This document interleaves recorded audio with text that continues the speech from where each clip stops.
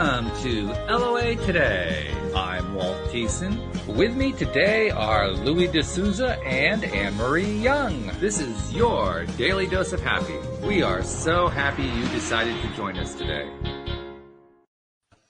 And in anticipation of what's going on this week here in the United States, if you live in the U.S., happy Thanksgiving in advance. We'll celebrate it 3 days from now.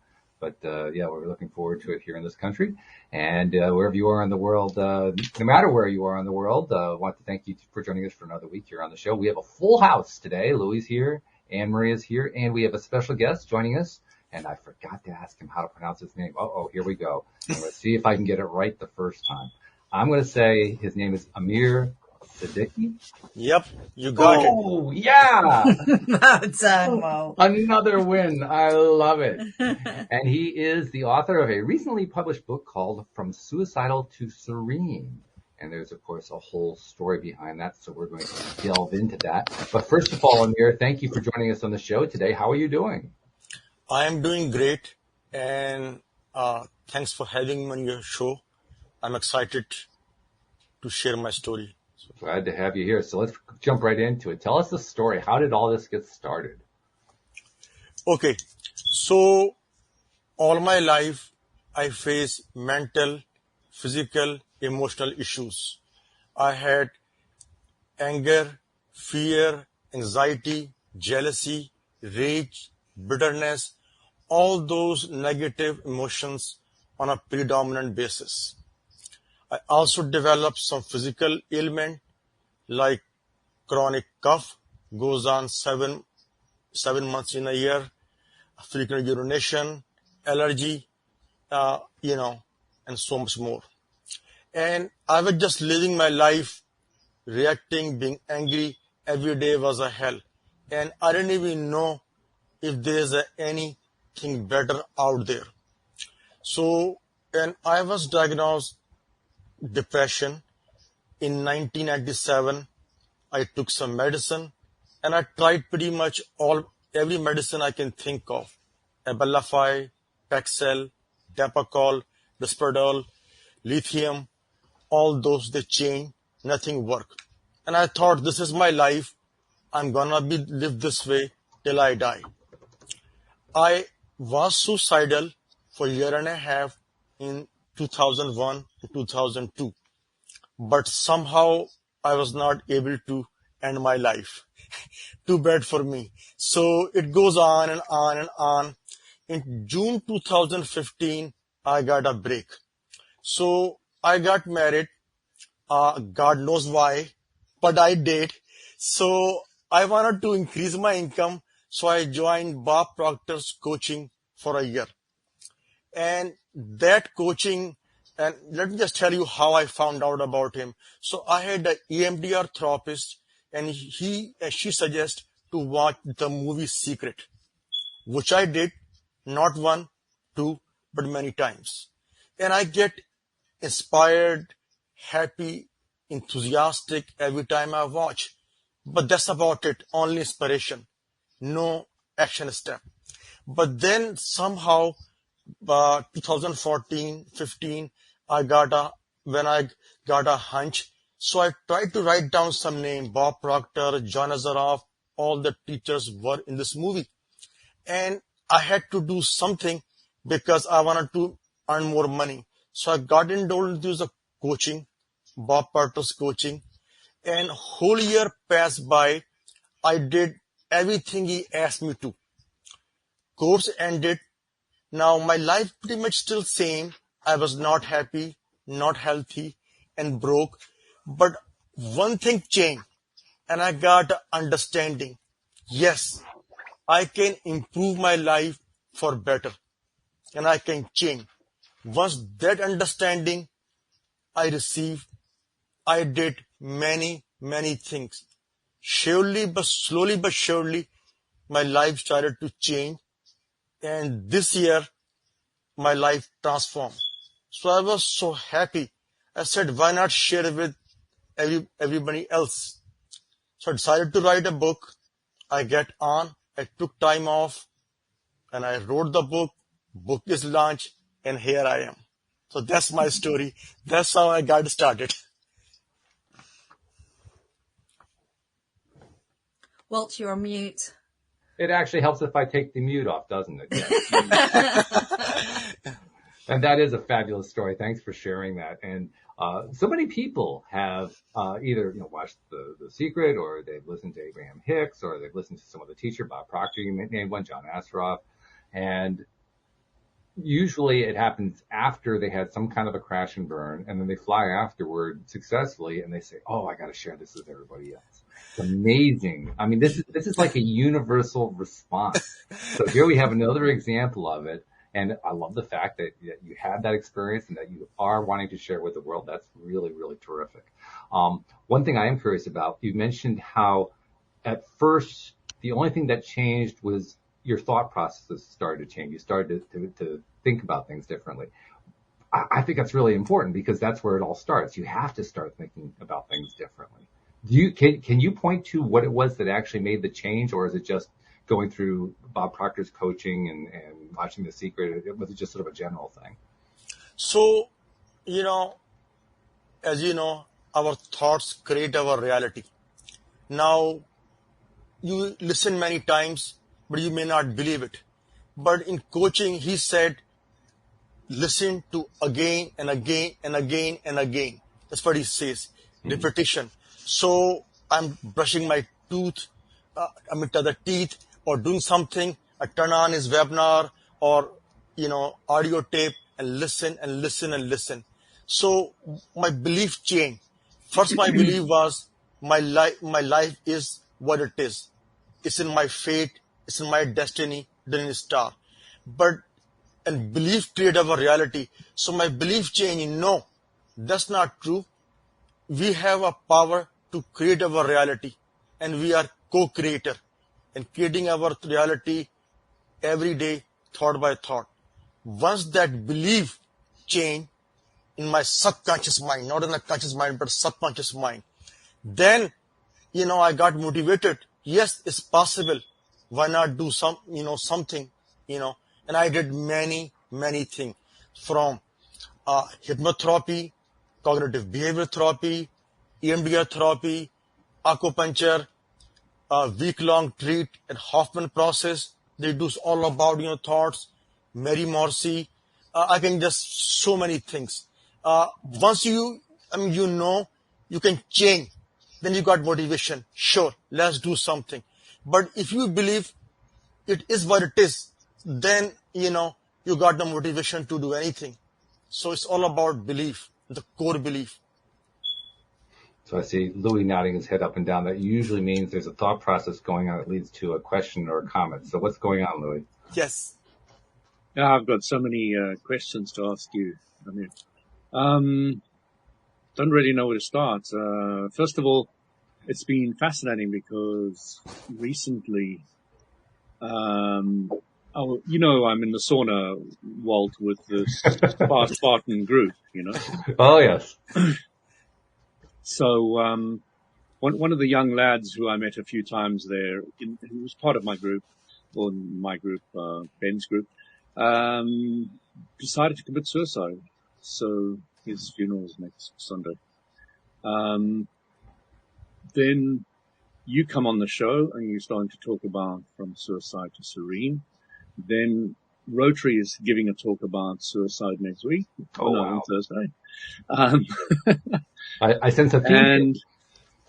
And it was very interesting because one of Isabel's friends came around and I was chatting to her, and she was borderline suicidal in my mind. She was really, really negative.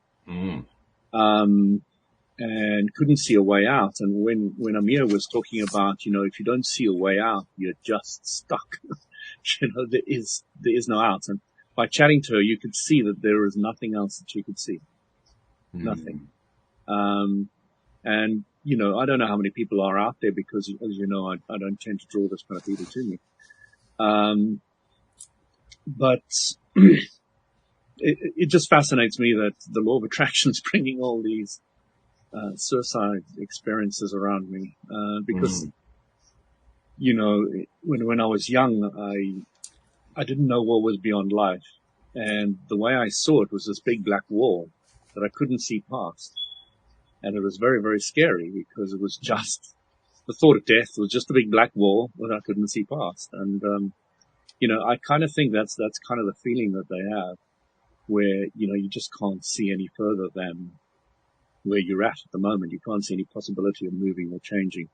And it is a very stuck place to be. But moving on, Amir, you were born in southern India?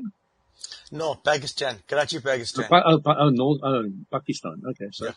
so why did you leave there and come here? Because I'm a South African and I came to England, so I'm living in London at the moment. I was just wondering why you decided to come out here. Yeah. So I came on a F1 visa to go to a college. So when I came in August 95, I was enrolled in Eastern Michigan University in Ypsilanti, Michigan. And I was doing my computer information system. I was doing a bachelor's in that. So that's why I came. But I was not able to finish my degree because I was diagnosed at depression. And the worst part was my psychiatrist was giving me a medicine like Effexor. He started from 1, then 2, and 3. I was completely knocked out. So Wow. all those 2 semesters I flunked, which I shared in my book. And I become even severely depressed. So I was depressed to begin with, but then failure and like end of the world, shame, guilt, I got more debt, almost 10 grand more debt, and could not finish my degree. I was seen as a failure, as a victim. So, but that's to your question. That's how I came. Mm-hmm. That's great. It's a terrible thing to be in university and be depressed. It's really terrible. Best time of your life. Yep. I had the most amazing time, met the most amazing people, and had the most amazing experiences when I was a student. That, I wouldn't wish anybody to lose that, but, especially to depression. So what is it you now understand? So basically, that's why, I shared in my book so many things. So for example, I took almost 55 sessions of cognitive behavioral therapy, and it did not help me. Now, I'm not saying cognitive behavioral therapy is wrong, people shouldn't do, but what it does, it removes distortion if you have. But my problem was different. I have been through so much physical, emotional trauma. And of course, the wrong programming, genetic and environmental. So that's what I went through. So cognitive behavioral therapy did not help me. And I mentioned in my book, sure, if it's right for you, then go for it. If it's not, then don't go for it. So you have to know what you have. That's the purpose of book. Because trauma is in your subconscious mind. That's why I got so much hypnotherapy and EMDR, which tend to help me more. So that's my understanding. So I describe all the therapies I went through, pharmacotherapy, cognitive, EMDR, hypnotherapy, what helped me, what not, and description. So if people have, those issues, they can read description and decide what is good for them. It occurs to me also that some listeners may be having a little trouble distinguishing the word. The word you're using is therapy, and you're pronouncing it therapy. So I want to make sure people understand what word is it that you're trying to say there. Therapy. You went through a number of different therapy programs, Therapies. including the cognitive therapy. Yeah. So Yeah. I just want to clarify that. Sure. Thank you. Yeah. Anne-Marie, Amir, what are you thinking? Yeah, I'm interested to know a bit more about the hypnotherapy. Was you exploring with hypnotherapy, or was it just changing your subconscious? It was doing both. So hypnotherapy can be done in many ways. That hypnotherapist I got, he has degree in psychology too, and also hypnotherapy. So sometime he does some psychotherapy. Give me some facts and say, why don't you believe this or why you believe this? So working on my conscious mind, and then He also goes through sessions in hypnotherapy and seeing what lies there and work on them. So both exploration, doing some programming, some, not much, and of course some psychotherapy, working on my conscious mind. So all. Interesting. And it's funny how The Secret just starts so many people. It started myself as well. That's where I kind of first found out about law of attraction and the power of your mind and how you can change things. And it didn't answer enough, which led to the rest of the investigations. So it's nice that it plants a seed, isn't it? Yeah, and let me just make one small distinction. So group is law of attraction, and don't get me wrong, I love and believe in law of attraction, but law of attraction is not the primary law. The primary law is law of vibration. It says everything vibrates, the wall, pen, universe, chair, everything vibrates. And the way we vibrate is in frequencies, and we attract things based on vibration. So suppose if I am angry, which I was for a long time, and I was attracting all those people angry, destructive, and now I am in a different vibration, so I attract happier, better people. So law of attraction is good, but you have to go to the fundamental law, which is the law of vibration. And you were Amir, I just want to throw one thing in to follow up on that. You were actually vibrating on a number of negative levels. You named a number of them: anger, Yep. and fear, and frustration, and I think you listed like 6 or 7 negative emotions. That's wow! correct. I mean, that must have been a hellish life. It was. That's why I wanted to commit suicide. So now you can see why I wanted to do what I wanted to do. And it's not that, I was fearful, not because I would die, but because, my biggest fear was, what if I try to commit suicide and I get, disabled and more in pain. So my fear was not to lose life. I never cared for life. My fear was to get more pain if something goes wrong. So that's how, my thought process used to work at that time. Yeah. Amir, one thing I just wanted to mention is if you look at the definition of the law of attraction, it says whatever is vibrating will draw more to it. So I would say you could say the law of attraction quite happily, but way I would look at it from your point of view is I'd say, it's really important to understand the law of attraction, because the law of attraction is actually about vibration. Yeah, that's true. It's about vibration. I wouldn't say there's a law above the law of attraction. It's just a greater understanding of the law of attraction. Yeah. No, I mean, it is. And that's how we're understanding, talking about, a primary law, the law of vibration. So like everything, it says nothing sits idles. It's no such thing as inertia. Everything vibrates. So that's how it's defined. So, have you had any spiritual experiences out of the whole journey that you've gone through? Yeah, I did. So as I shared in my book, that you have to work on all 3 dimensions: physical, mental, and spiritual. So spiritual experience that I have, that everything is connected. So we are a spiritual being. We have intellect, and we live in a physical body. And as such, everything's connected to everything else. So I see more and more connection with other human beings, nature, all those things. So that's the extent of my spiritual awakening experience. I'm curious about the experience itself. When did it happen? How did it happen? How long was it? How do you experience it? I'm always loved the spiritual experiences. That's my thing. So Okay. I'm just curious Sure. if you could explain that event if you want to. Sure. So my thing is nature. One thing that my growth gave me is awareness, who I am and what I love to do.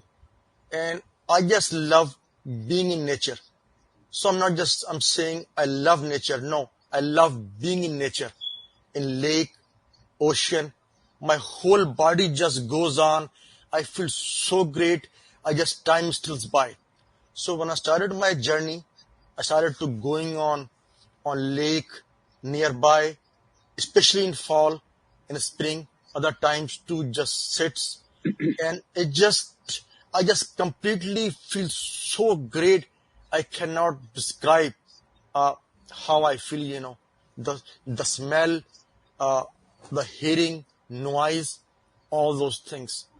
But that's how I describe my spiritual connection through nature.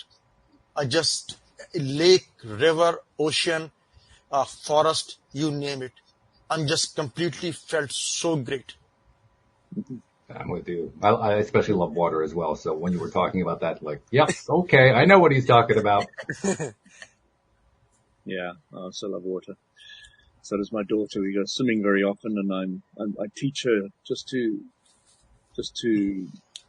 spend a lot of time under the water, just to rest in the water, just to feel the water, just to appreciate it, just to be still, and she's getting there, and she's getting there beautifully, and to a degree I never dreamt she would have at her age, 8 years old, so 7. But the one thing I wanted to bring in is it was interesting to understand why nature helps us understand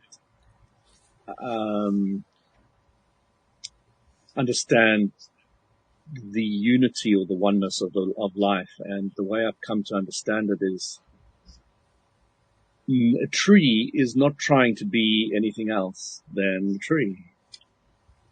And it's doing it slowly over time, but it's doing it so strongly it can break your house to pieces.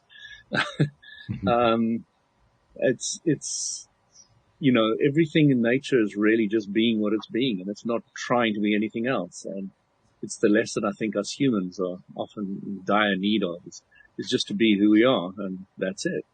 And just accept it and don't care what anybody else thinks or what they don't think or what they want or what they don't want. But you're just happy and appreciate who you are and where you're going. So that's the way I see nature. When I walk past a tree, I put my hands together and say, I just love the tree. The tree comes from the soil, and I'm big into soil at the moment. So, you're an extension of the soil, just like me. I eat grass, which comes from the soil. I eat meat, which comes from the cow, which eats the grass, which comes from the soil. So, I have this big appreciation every step. I've got shoes that are very soft, and, I really feel the earth and all the rest of it. And they've even got holes in them, my new one. So all the water pours in, and I really get touched to the earth. And it enhances the experience, yes. It enhances the experience for sure, especially in winter. Yes. I'm having to find some others now and again because it really gets cold.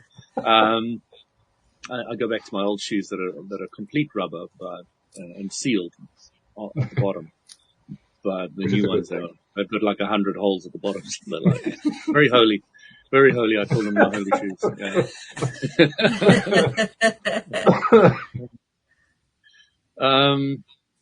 So yeah, it's something my sister, one of my sisters, she's very into nature, and I was always searching and having out of body experiences and this and that, and she was like so confused. What the hell's this guy tripping on? And she said, everything in life's just in nature. Just look at nature. It's just there. Look at the beetle. Look at the bug. Look at this. Look at that. And I was like, yeah, you can have the nature. I have my other things. But now I'm getting much more into appreciating what nature has to offer. But it's taken me many, many years. That's good. It's a very good thing. Emery, any other questions before we move on to the next thing? So what's the plans after the book? Now the book's launched, are you going to continue with teaching? Yeah, so I am writing a bi-weekly blog on my website on all different topics. I'm appearing in different podcasts. My book basically is about my conversation. So I want to speak, write, and even coach at one point, near future, all those things about conversation, what it means to be happy and healthy. Because the reason I think, because there are many good books out there, but somehow they make one component. For example, like Bob Proctor. I mean, don't get me wrong. I I really liked him. He's one of our mentor. But he only talk about mental and spiritual. What about physical component? I think which is also important. But if you see Dr. Mark Hyman, a great functional medicine doctor, so mostly about diet, this, that, but not too much into mind. So the reason I wrote book, I wanted to, all the components. So if somebody is suffering or any disease, mental or physical, they can see all the components and get healed earlier. So my book has the resources. It also have inspiration and all those component, body, mind, spirit. So that was the purpose. So yes, to your question, it's just the foundation of my conversation. I want to do more and more. I'm already doing it, but I plan to do more and more things. I'm curious to follow up on that and ask what your experience has been talking to other people. And the reason I ask is because just from doing this podcast, I've spoken with hundreds of wonderful people who've been doing all kinds of interesting things in their lives and have stories to share and lessons to share and so forth. And every single one of them that I've spoken with, I've learned something from. I picked up some new way of thinking about something. Even if it was something that I didn't agree with, I still got, in fact, I often got more by talking to somebody like that. And I found over time that I really love interacting with so many people who they have their own stories. They have their own journeys. They've had their crash and burns. They've had their flight afterward. Maybe 2 or 3 times they've gone through that. And every single one of them brings a completely new perspective that I love. And I'm curious what your experience has been as you've been reaching out and doing podcasts and talking to people and so forth. So my experience has been great. I'm sharing my story, my conversation, and my message. And I have a great response. And my basic message is healing is a journey. It's not an event. So that's first. You can't just be healed over time through surgery or medicine. It's a journey. And second, once you improve one area of your life, let's say emotional, it's going to improve all your life, physical, mental, all those. So you have to start. Doesn't matter where you start, which component, but just start. And I've been getting great response. So once I launch my book, and just so you know, I don't like social media. But my marketing manager says, go on Facebook, go on Instagram, and I'm doing it to the best of my ability. So I'm engaging everywhere I possibly could. My Facebook, Instagram, my website, and I'm getting a great comment and great feedbacks that people say.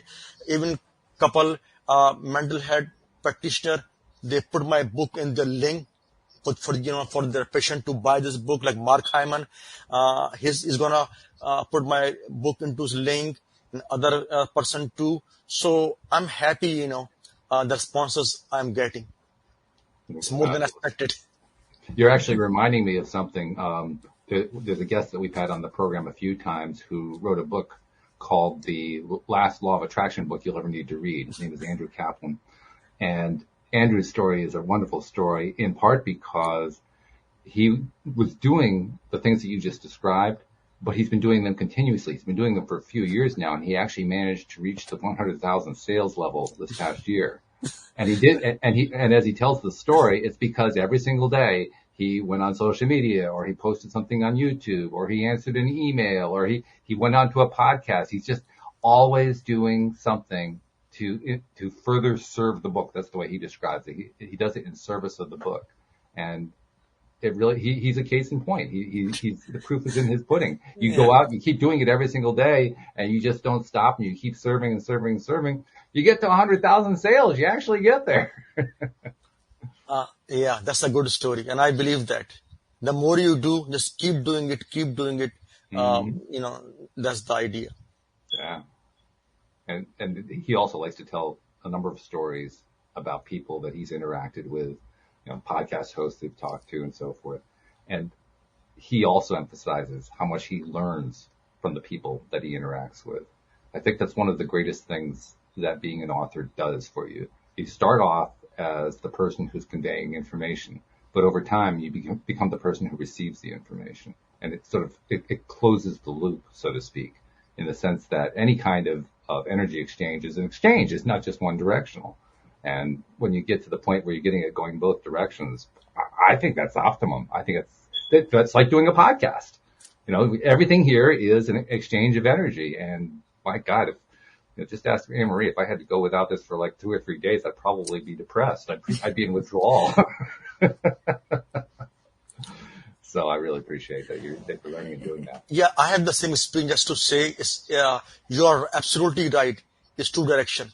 I came out to convey my information, but the more I do, the more I realize, I learn almost every day from people, So get to communicate and learn, because we are all unique. So we have all unique experiences. Yeah, you're absolutely right.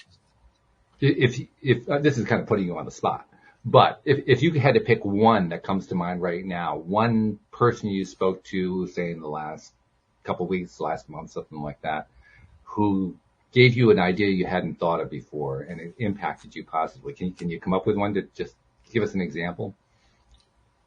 Idea. Okay, so now I had an author event at Barnes and Noble. Mm-hmm. In Ashburn a week ago. So I was there. Now, I always thought the demographic for my book would be from, let's say, 27 years to 52. That's what I thought. But what I learned at that event, almost 4 or 5 guys came to me and they asked me questions and they bought my book. So almost 40% of my sale went to readers. They were under 24 years old. And I did not expect that. I thought, those guys, they don't care. Or let's say, they don't give a damn. But apparently they do.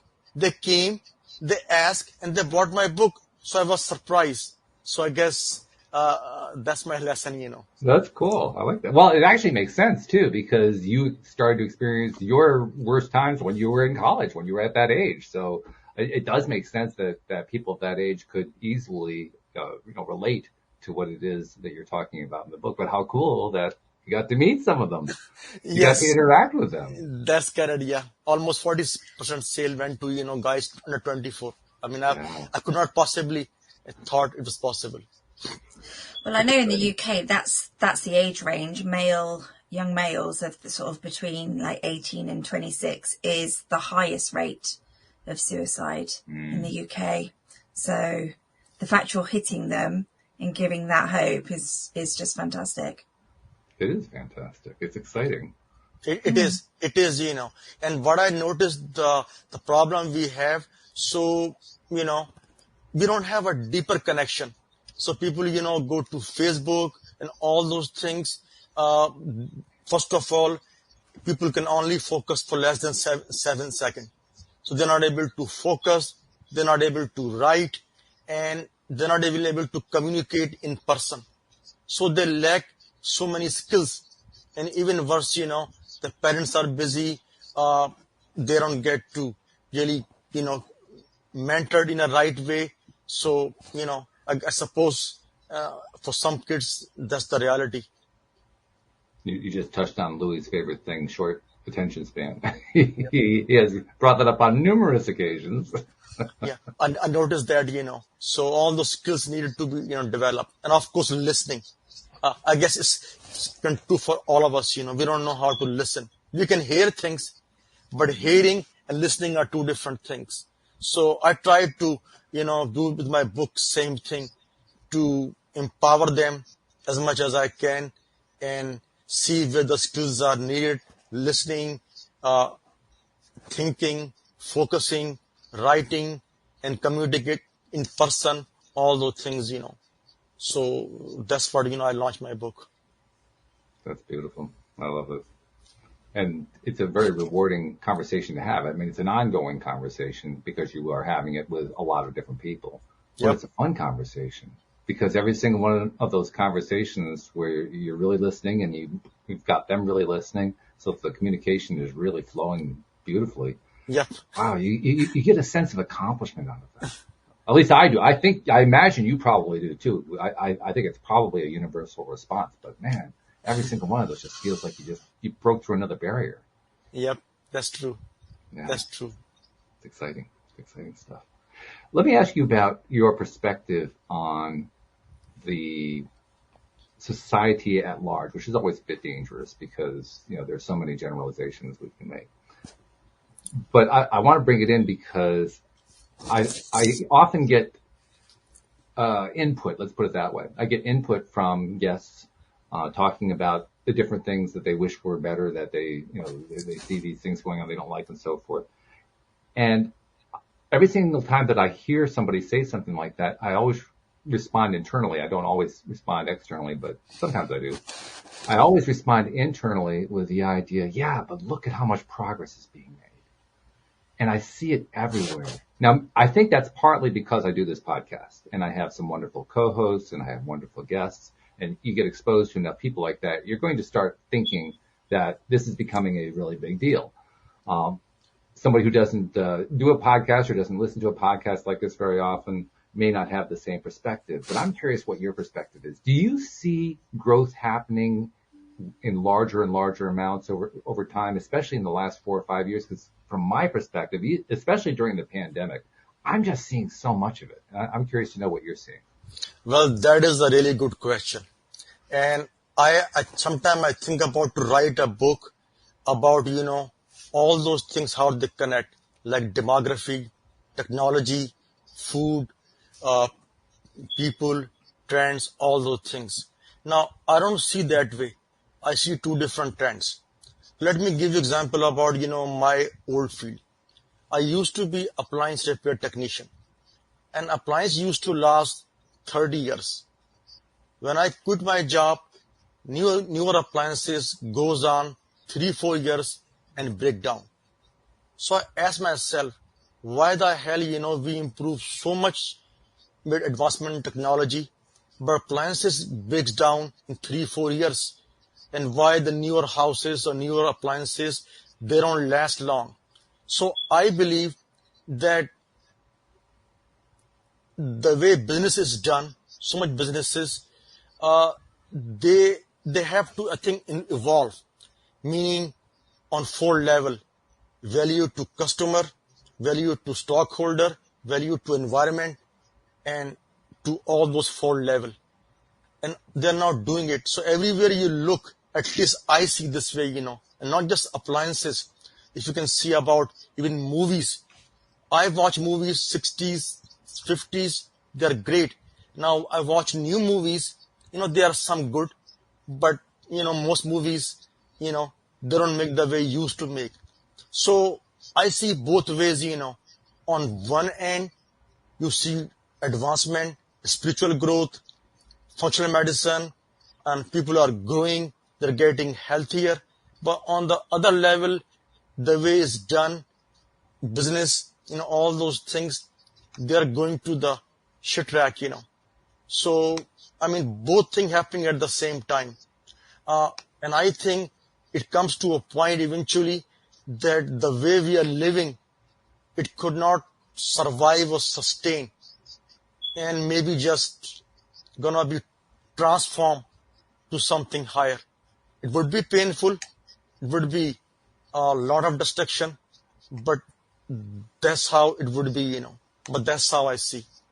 There are a number of people, especially spiritually oriented teachers, who are saying that we're going through a vibration raising globally, and that it is, among other things, creating a lot of the chaos that's going on because not everybody is vibrationally keeping up with it, so it knocks them off balance, so to speak. But overall, everything is moving toward a higher vibrational place. And I think it's fascinating because let's assume for the sake of discussion that is true. if it is true, and I think it probably is, then a number of things are going on there. First, there are some people who are rising with the vibration. Their vibration is going up with it. They're having a great experience. Secondly, there's a bunch of people who, not only are not aware that it's happening, but they find that their life experience seems to be getting worse because their vibration is not increasing relative to what's going on to the whole. And that's an interesting dichotomy from my perspective. I see both aspects of that going on. Now, here's what is for me the really interesting question about that dichotomy, and that is it a bad thing that the people who are not catching up vibrationally or not keeping up vibrationally are not keeping up? Because I would have said maybe 4 or 5 years ago, I would have said that's a bad thing. I'm not so sure it's a bad thing anymore. I think actually it may be a good thing in some ways, simply because it's evidence that they are on paths to learn things that they've been wanting to learn. So again, I guess it comes down to perspective, but what's your perspective on that? I don't think it's bad or good. I think it's natural, because the law of polarity says there's always going to be a two side. You cannot have right without the left, top without the bottom, negative without the positive. You're going to have both sides. That's why you can see so much polarization, all those people who left behind from globalization, all those things, they're angry, they're not happy. And that's natural. I mean, you can't have a heaven in this world. You're going to be always, this kind of a thing. One side going up, other side not, and then they all collapse and new civilization. That's how I think. I mean, not good or bad. It just is. It's natural. That is how it's intended to be, from the perspective of law of polarity. Hey, Louis, I think you may have a potential recruit for your soil movement here.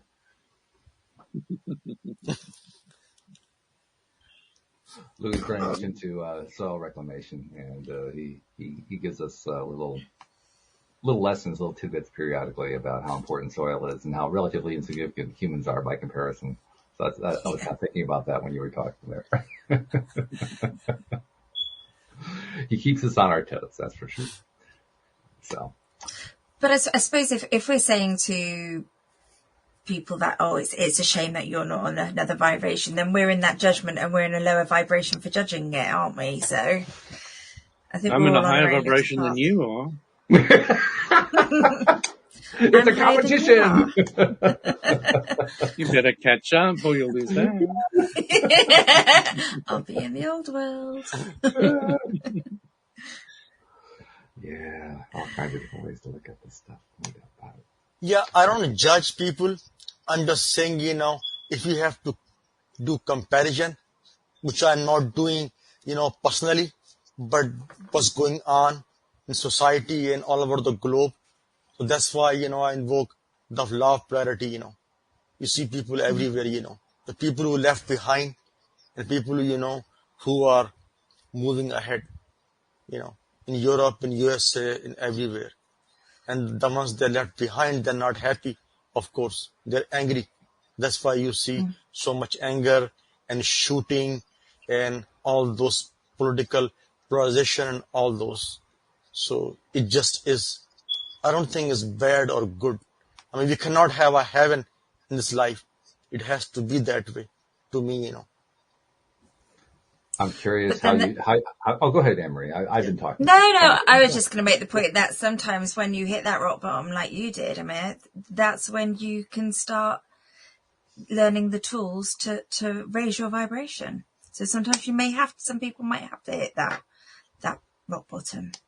Yeah, so let me go back to Louis' comment that he's right. The tree is supposed to be tree.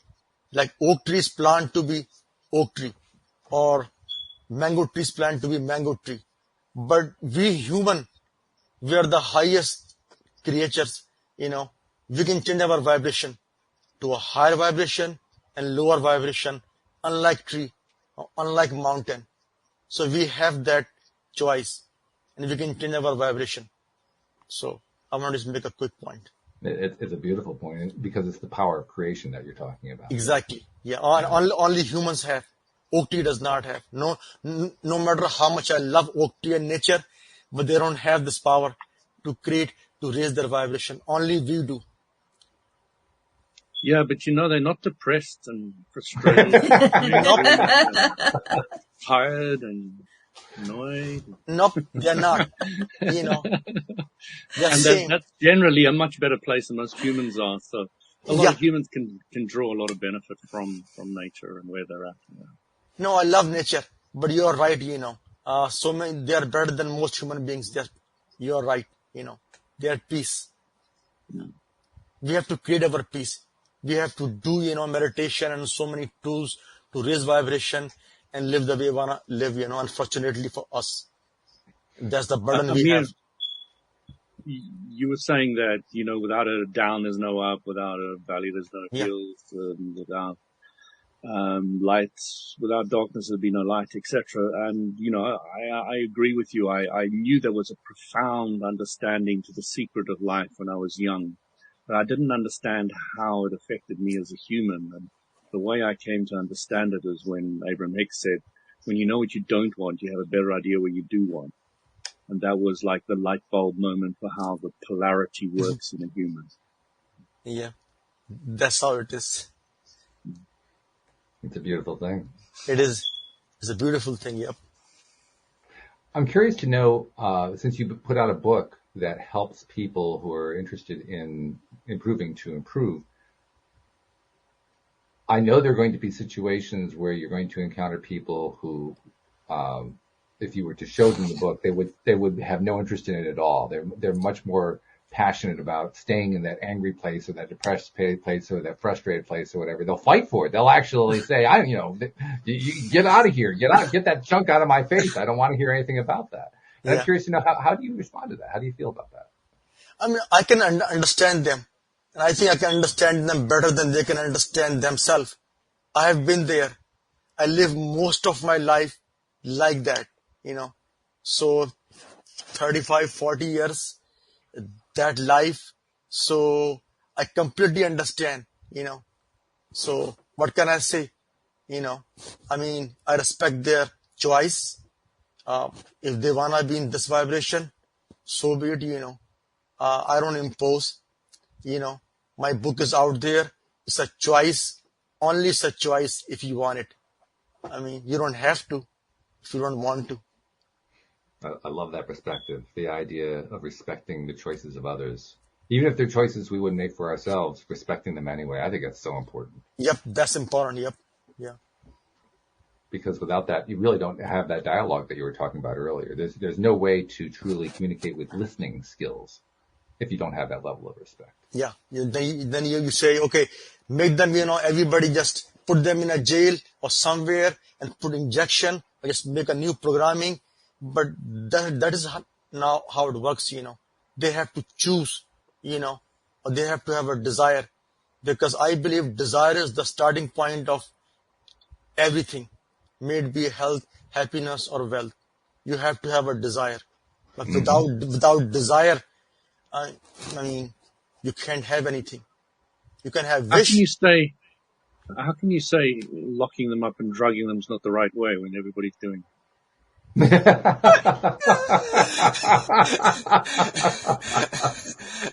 don't understand that.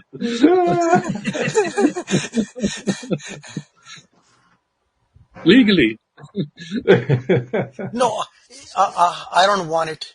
Legally or ethically or any way, I want them to have a choice. So.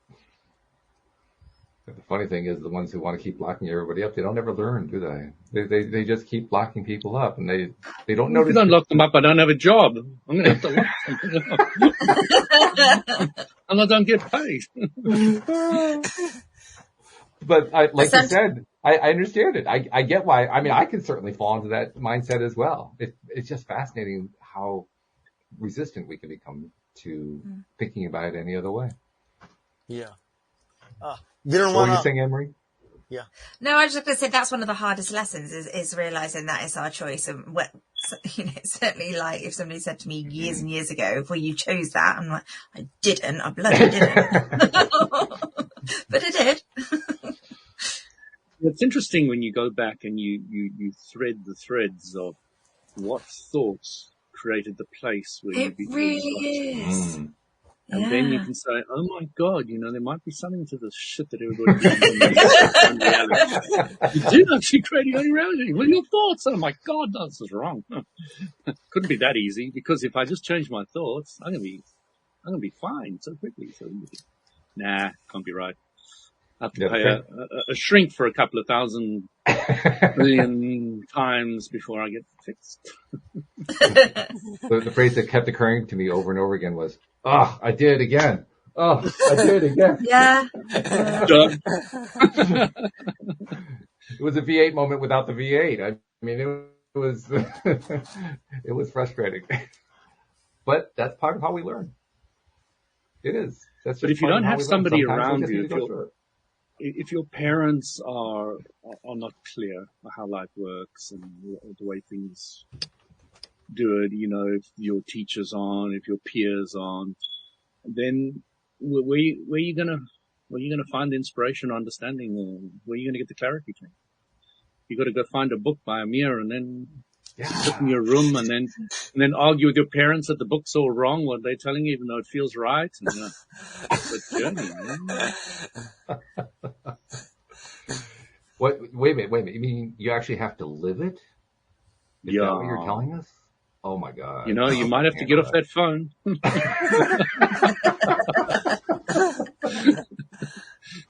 I said to my daughter when I walked down, she's supposed to be doing homework. I said, Isabel, successful life or another movie. A successful life or another movie. A successful life or another movie. I walked off. Does she not just turn around and go, I'll manifest the perfect job, I'll be on the right There you line go, for right. it. The problem with school is they're studying things they don't want to learn. Of course. And they're sitting there doing homework on subjects they have no interest in. And I have sympathy for that, I mean, I don't believe in the school structure as it is, and I've said so thousands of times in thousands of different ways. But it's completely flawed. 100% flawed. If they're teaching you anything Google can answer, you're wasting your time. There's an interesting approach. Yeah, so here's the test. Okay, here's what Google has. Here's what the school system offers. Is there anything that the school system offers that's not in Google? Exactly. There's a good point. There's a good point. We just eliminated the school system. Exactly. We can eliminate the prisons, the hospitals. We can eliminate everything in the same way. The same God, that's scary. Oh my God, how can we handle that? This is the end of the universe as we know it. No. We can't have that. Too many people out of a job. It's good to know that Google can do my daughter's maths homework with her then. Absolutely. Love it. And for those who think that Google is taking over the earth, there's also DuckDuckGo. You can go either way. Again, you have a choice. You get to decide which way you want to go on it first. Yeah, but the problem is, in my opinion, Google gave you information, but not understanding. That's the problem, You can just I don't know. Those YouTube videos have given me some great enlightenment. The Bob Proctor one. Yes. Yeah. That was on the internet. That was on Google. A whole bunch of Abraham Hicks on there. I know that. Exactly. Yeah. It raises an interesting question, though. Where does understanding come from? Does it actually come from an external source? That's a good question. Well, here's If what we I are come everything, if we're all connected. I think understanding comes from within. I basically, the way I think learning happens is, yes, we get lots of data from the external, but in order to truly grasp it and to understand it and to in some way find a way to internalize it, well, that word says it. You have to go inside. You have to go internally. That's the only place that you can really come to understand something, no matter what that something might be. So I love that we have the external, but I think ultimately what people are looking for when they're looking for how to grasp, how to understand, how to comprehend what's going on, they have to go inside. And that's really what the lesson is. Learning to go inside, learning to trust what's inside. instead of what we have been taught for so many generations. Don't trust those internal feelings. That's the devil's work in there. You don't want to go in there. Bad stuff going on in there. Well, we're beginning to learn, no, actually there's good stuff going on in there. We can trust it. Yeah, I think he raised a good point about school system. They mostly teaches you with your conscious mind. But 90% of our activities come from subconscious mind. Like we brush our teeth, we drive our car, we make our bed. We don't think about it's our subconscious, our habits. I don't know. I think about how to make a bed. I don't know how to do it. My wife's good at it though. No, I get your point. It's somebody says, "Oh, humans can't multitask," and our heart's pumping, we're breathing, we're talking, we're thinking, we're doing all these things, but no, we can only do one thing at a time. So the way they put it is they say that you can't think of two things at the same time. I'm not so sure about that either. Can you? I don't know, but I'm visualizing Louis going on to Google to learn how to make a bed. That's an interesting thing.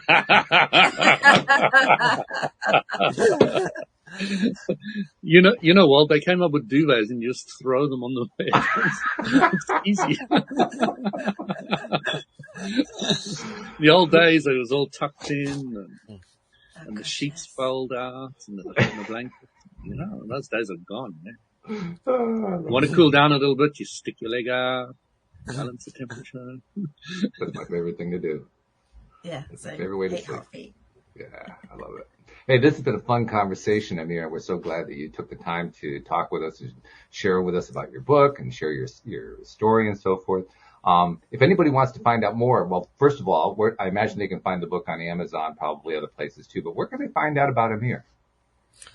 So everything, my blog, all the podcast episode, my profile, even my book on my website. And the website name is same as my book. One word. From Suicidal to Serene.com.